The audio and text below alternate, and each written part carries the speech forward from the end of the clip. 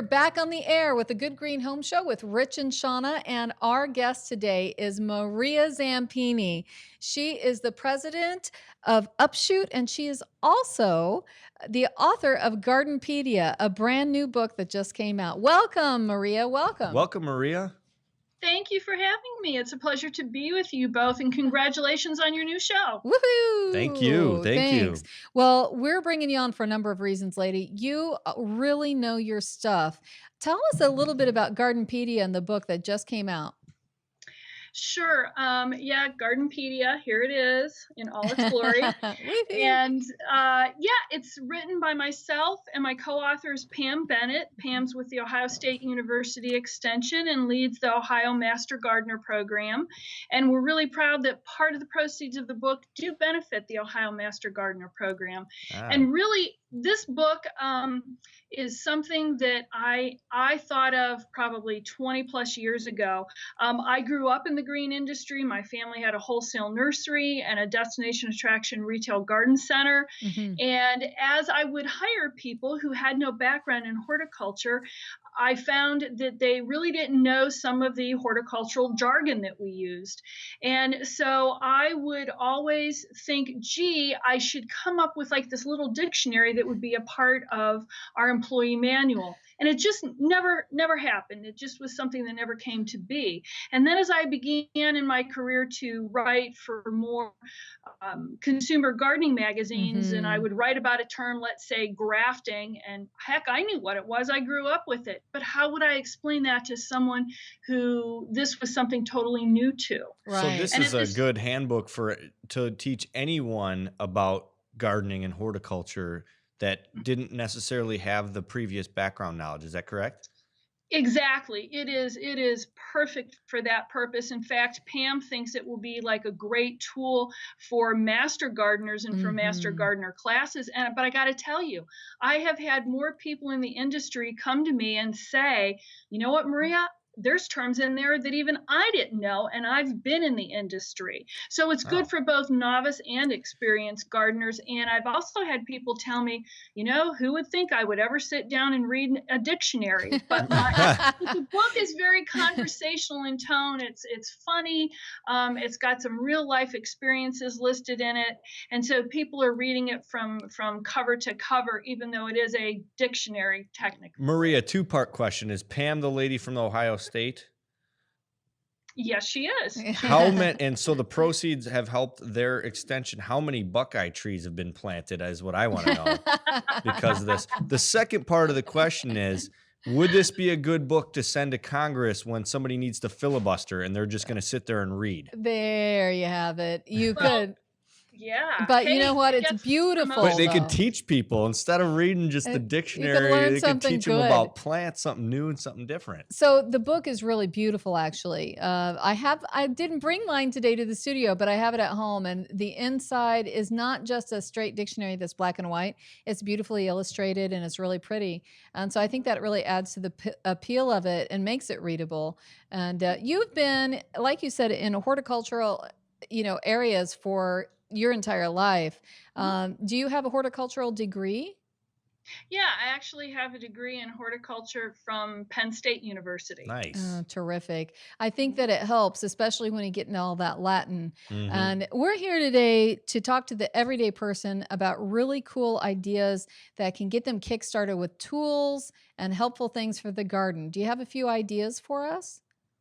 Sure. Well, good tools never go out of style. And I will tell you, one of the products that we use on the wholesale side of things, as simple as it sounds, is Felco pruners, F-E-L-C-O. And, they're just like most people. We walk around with them on our hip and we never take them off. It's part of our daily ritual. Yeah, I tell you what, good tools never go out of style is something I'm going to start using more often. In our garden center, we issue Felco pruners and a holster for the pruners to all of our garden center associates, and they're supposed to keep them.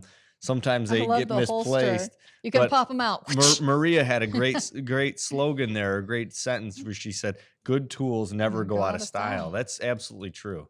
Yeah, and so I just wanted to mention that because it is important to have good tools and to take care of your tools, to sharpen them, to clean them, and they'll be around for a long time. I mean, some of us in the industry, I mean, you can go years and years by having those tools. So you may pay a little bit more for them, but in the end, they're worth the investment, especially if you take care of them. Maria, how So. about the average gardener? Any quick tips? We're talking about tools, tips for Mhm. pruning based on, type of plant and time of year. What do, if you're talking just the average consumer, what Mhm. what do you suggest? Oh, what one thing I would suggest is just do not go out and start hacking and whacking. Okay, you need to do a little bit of research first if you're not familiar with it. And by that I Mhm. mean, you wait all year long to have something bloom, and the last Mhm. thing you want to do is go off and inadvertently prune off all those buds that are just sitting there waiting to bloom. Give an So example Exactly. of how somebody can accidentally cut blooms off before they happen. well, okay. So if you've got something that blooms in the spring, okay, so let's just say crab apples, for Mhm. instance, Mm. you need to wait until after they are finished blooming before you go in and prune them. Because if you go in the spring before they start to flower and you prune off branches, you're essentially cutting off all those buds. So you need to wait. How about Okay, if so after they bloom, if you wait too long, is that bad, or when's the perfect window? Well, nothing's ever black or Yeah, white right. in anything. Absolutely. Um, but I guess oh, that's a good question. One thing I guess I would say is I would never prune too late in the year.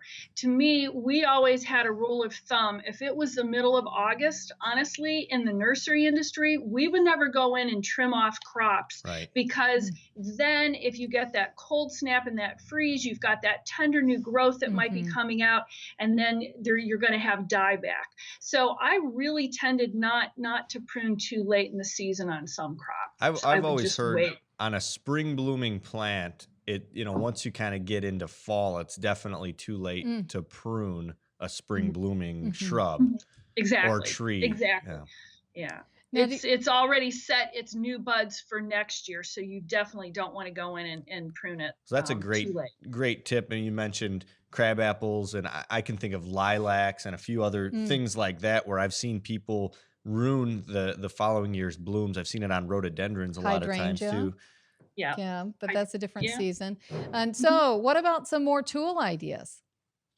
Sure. Well, it was funny. I honestly I don't get to garden as much as I used to. I do a lot of patio type gardening simply because I'm on the road so much. Mhm. So I did go. I've drawn both from my background and I asked a couple friends some of the things that they use, and I thought one of my friends had a great idea. In the spring when there's still that chance of frost.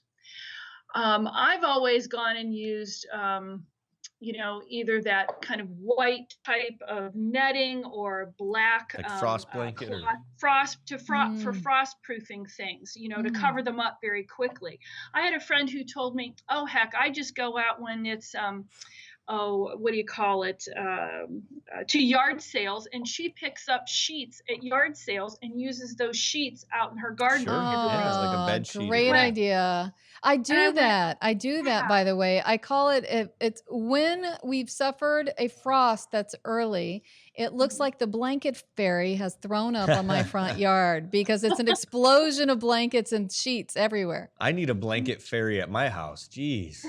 Yeah. What do you do? Do you Right. put something under your pillow, or like how do you compensate the blanket Yeah, fairy? especially when you're hustling in your PJs to get everything covered as Shauna fast as you puts can, some right? shiny nickels under her vegetable It garden. all works. Yeah. You know, a tool that I really like is the cobra head. Have you seen the cobra Mhm. head? Oh, yeah. It's Mhm, a mhm, curved, it looks like a cobra. It's a metal weed digger, mhm. if you will. And I put it in and pop up the weeds really easy. So I love garden tools, but I want them to be useful for what I'm doing. Mhm. really applicable for the specific job.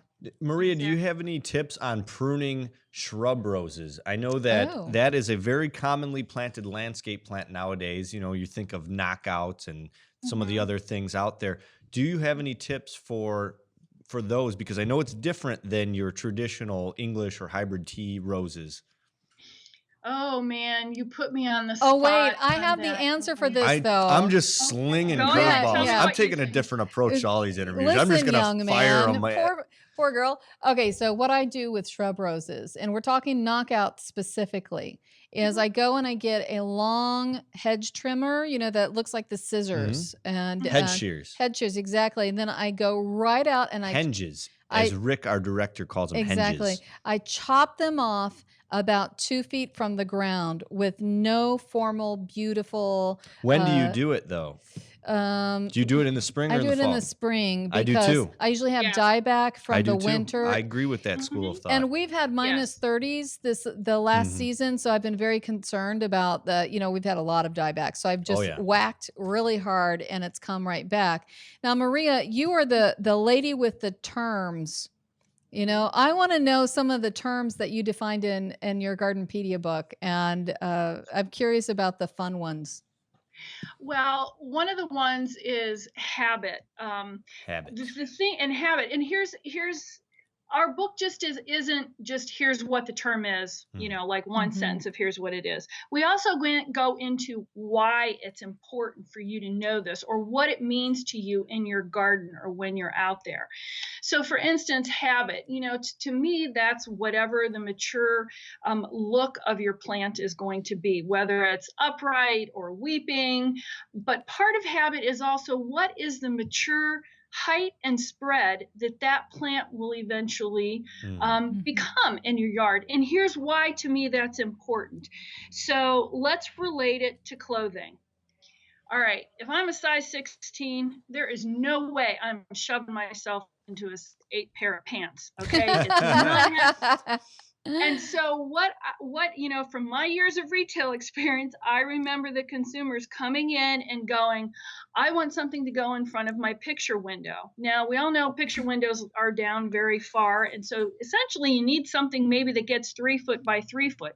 So the Mhm. last thing you want to do is go choose something that's going to be 30 feet by 40 feet and place it Mhm. in front of your window I've got a because then neighbor that has Colorado spruces that get like 50 foot tall, and they have 8 of them planted right up by the house. And Oh, I no, I yeah, can't no. believe it. I So cringe, and so they're what oh, Maria's saying is right. that I know what you're saying. the growing habit is not the right habit. Yeah, Yes, Right. understood. Right. Right. You just really need to be conscientious of that. I mean, as a absolutely. consumer, you're paying good money to plant and to beautify the outside of your house. So you really need to stop and take a minute and take that little bit of extra time to know what the Mhm. mature height is S- going to be. And So when besides you're which, if you get something too big, then you're going to waste your time pruning and trying to keep it something that it's not, and you really just want to be able to be maintenance free, stick it there, let it do its thing, let it Mhm. only get small and never, impede your look out your window. so planning, you want to look for when you're planning your garden or your landscape, you want to look for the habit and know what you're Mhm. talking about or looking Mhm. for And Mhm. stop before.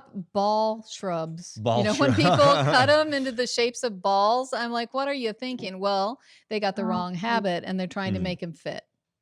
I know, but I got to tell you. So here's Mm, my theory on that. See, I don't really care if someone cuts things into balls, and here's my reasoning. okay. God love them. As long as they're Mhm. out there and they're landscaping, I look at it same like with clothing. My particular style of clothing may not appeal to someone But else, at least they're but if wearing they're happy clothes in with it, public. if Yeah. they're happy with it and they're planting and they continue to plant, if they want to cut something into some round little ball, God bless them. I That's love great. it. Yeah, absolutely. I I mean, agree. I wouldn't do it, but if they want to, Yeah. it's okay. Hey, it's your boxwood. You want it to look like a ball, hey, Oh, it's Lord. up to you. Yeah.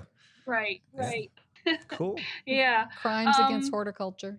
I know There's a I know it Facebook page, I is. think, called Yeah, that, yeah, there is. Crimes Against There Horticulture. is. Yeah. Like I said, it's not something I would do, but I just want to encourage people. I don't want to discourage them from trying things out, you Well, know? and that's I Um, think your book probably teaches people to be encouraged, because I think going to the independent garden center, I think people might be a little bit intimidated by some of the people that might be kind of like plant nerds and almost make the average gardener feel Uncomfortable. uncomfortable. Yeah, and yeah. it sounds like your book can help people to have a little more education going in to feel more confident when they do go to the garden center. I agree.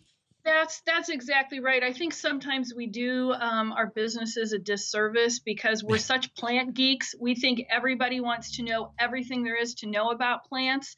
And I kind of relate it to my cell phone, my smartphone. I don't want to know everything. I want to know just enough to get me by. Absolutely. And so I think we have to realize that, and we don't have to blind everybody with our horticultural and botanical brilliance by using all these Latin names. Yep. Just keep it real and keep it simple and easy, and encourage people to take it one step at a time, just like we would if we were trying to learn how to cook, or some dessert we've never made before. I'm not going to read a French explanation of how to create this dish. I just want Betty Crocker to set me on the straight and narrow and make me successful. Okay. Absolutely. Absolutely. Perfect. I think that your book is really stating that. But you are, I had the privilege of listening to a speech with Michael Durr while sitting right next to Maria this year. And one of the fantastic things that she does is go all around the country. And that's really a part of Upshoot. And Michael Durr, for the listeners, Yeah. is like wrote the Bible of trees and shrubs. Yes, he really he's super cool. To and- us here, these garden geeks, I he's know, like we're he's like a being- celebrity. Yeah, so he really yeah. is. He's a plant god. Yeah. Yeah, Plant exactly. of shrubs, while Dr. Alan Armitage, the plant god of Who's also perennials been a and guest on our everything. show, Dr. Yes, Armitage. Armitage Yeah. is with us. But you get to see the best of the best plants and what's growing out there all the time. What exciting things do you have going on this year that you've seen in your travels?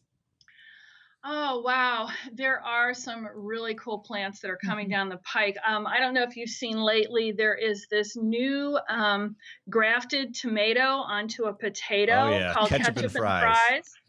And yeah, so we're really excited because we have it as part of the HGTV Home Plant Collection this year.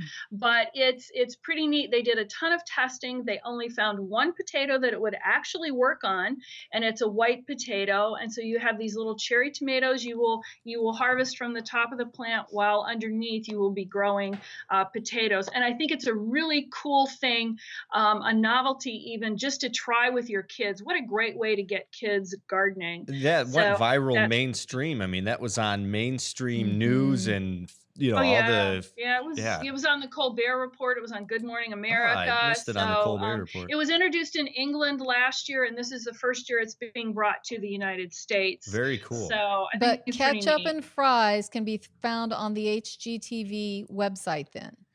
It's an expensive plant. HGTV I Home know Plant that. Collection. Home Yeah. plant collection. Wonderful. And now we have to wrap it up in just a few minutes. Can you give us one more recommendation? Oh, yeah. Hey, another plant that's going to be out there that I'm thinking of off the top of my head is, we're always searching for plants that are new and that are tangibly different. And so I can think of two new hydrangeas that are out there that you might want to know about. One is called LA Dreaming. It's from Ball Ornamentals, and you actually get both pink and blue blooms on one plant. And you've got a variety of different colors. So it's tangibly different. Yes. Yeah, and then also we've got something called Peppermint Swirl, which is from the HGTV Home Plant Collection, and it is really cool. I've seen it in both its pink and its blue form, but it looks like you took a paintbrush and you just flicked red paint on the flower petals, so it's got like this striping on the flower petals and even on some of the leaves. Very cool. So for those people who really love their hydrangeas, those are two items you may want to take a look at. That would be me. I am a hydrangea collecting fool. Well, So, there's two right there all for you. right. And Well, I've read about them, but I'm very excited to get them in my garden this year. Very well, good. thank you so much, Maria, for being on our show and giving our viewers a few quick tips and ideas on what they might expect this year. We're Absolutely. so happy that you came on. Well, Thanks, thank you Maria. so much for having me. I really appreciate it. Absolutely. Well, And the name of your book one more time, Maria. It's called Garden-Pedia, an A to Z guide to gardening terms from St. wonderful. Lynn's Press. By Maria Wonderful.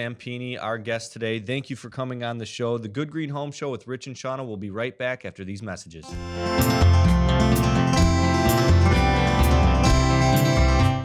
A lawn can only be as good as the grass seed it's grown from. Why not use the same grass seed brand grown by professional sod growers across America? The brand is Black Beauty by Jonathan Green. Jonathan Green's Black Beauty is able to grow roots up to 4 feet deep and has leaves that are naturally insect resistant. Whether it's in sun, shade, heat, or play areas, Black Beauty maintains a rich, dark green color. And unlike other grasses, Black Beauty has an invisible waxy coating, similar to what you find on an apple, which preserves moisture in the grass leaves and protects them from heat, drought, and disease. Black Beauty is also 100% pure seed with absolutely no fillers. Black Beauty is part of Jonathan Green's new American Lawn Plan. Seed your lawn with Black Beauty this weekend. Visit newamericanlawn.com to find your local Jonathan Green retailer. That's newamericanlawn.com.